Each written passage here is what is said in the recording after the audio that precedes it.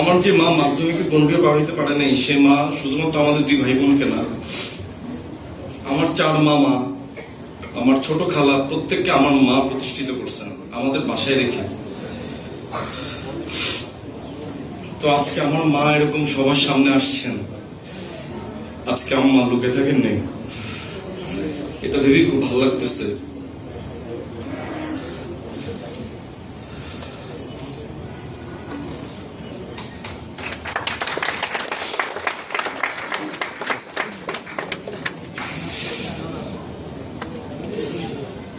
আমি খালি সবাইকে একটা কথা বলবো, শুধুমাত্র সাকসেসফুল মাই না, যারা অকৃতকার্য, পিছিয়ে পড়া, ফেল করছে জীবনে, লাইফে স্ট্রাগল করতেছে, কিছু করতে পারেনি, তাদের মায়ের প্রতিও আমার সমবেদনা, তাদের মায়ের প্রতিও আমার সম্মান থাকবে। কারণ আমাদের সমাজটা এমন সমাজ যেখানে ফেল করলে বা সাকসেস না হইলে তাদেরকে অনেক ট্রমার ভিতর দিয়ে যাইতে হয়, যেটা আমি ফেস করছি, আমার মা ফেস করছে।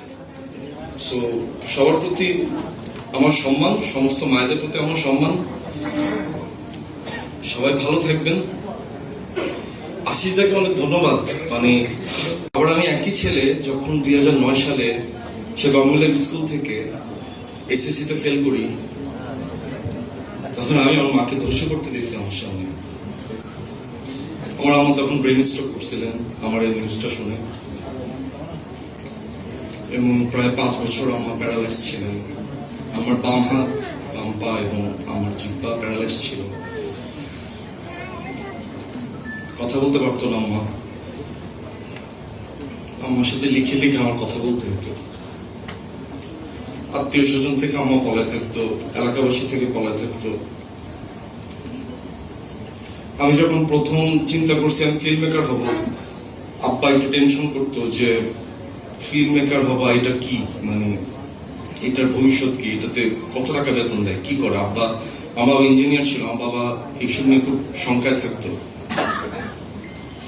তো আমি ফিল্ম মেকার হব বলে যখন বাসা ছেড়ে দিই, আমি যখন ছবি আলে ঢুকি, তখন আমি আমার বাসায় তখন প্রত্যেক শুক্রবার পলায় পলায় আসতাম। আম্মা তখন বাসা থেকে বের হয়ে আমার 200 টাকা দিত।